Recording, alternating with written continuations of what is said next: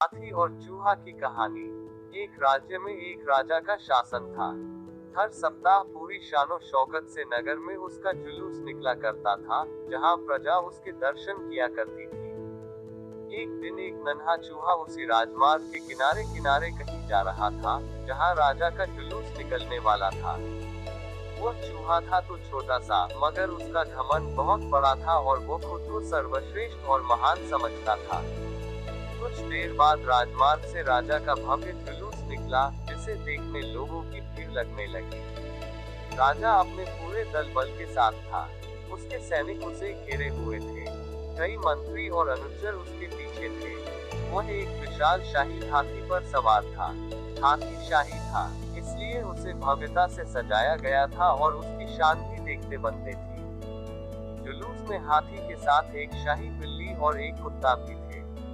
राजा का जुलूस देखने को उमड़ी भीड़ राजा के साथ साथ उसके शाही हाथी की भी प्रशंसा कर रहे थे। यह सुनकर घमंडी चूहे को बहुत बुरा लगा।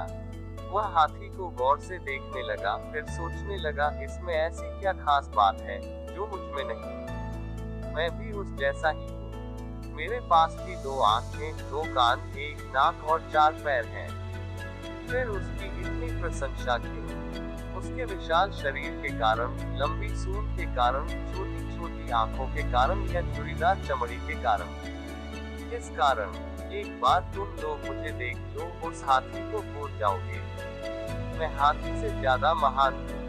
चूहा ये सब सोच ही रहा था कि शाही बिल्ली की नजर उस पर पड़ गई और उसकी लार टपक गई। जुलूस छोड़ वह उसकी ओर लपकी। फिर क्या था, चूहा अपनी सारी महानता भूलकर दुम दबाकर भागा। भागते भागते वह हाथी के सामने आ गया। आगे बढ़ते हाथी ने उस बिल्ली से चूहे को देखा तक नहीं और अपना विशाल पैर उठा लिया। चूहा उसके पैर के नीचे कुचलने ही वाला था, मगर किसी तरह उसने खुद को बचाया। वहां से बचा तो खतरनाक कुत्ता सामने था, जो उसे देखकर गुर्राया। चूहा पूरी जान लगाकर वहां से भागा और राजमार्ग के किनारे स्थित एक छेद में घुस गया।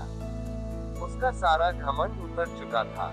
उसे समझ आ चुका था कि वो इतना भी श्रेष्ठ और महान नहीं। सीख: किसी से मात्र रूप रंग की समानता हमें महान नहीं बनाती। महान हमारे गुण और कार्य बनाते हैं।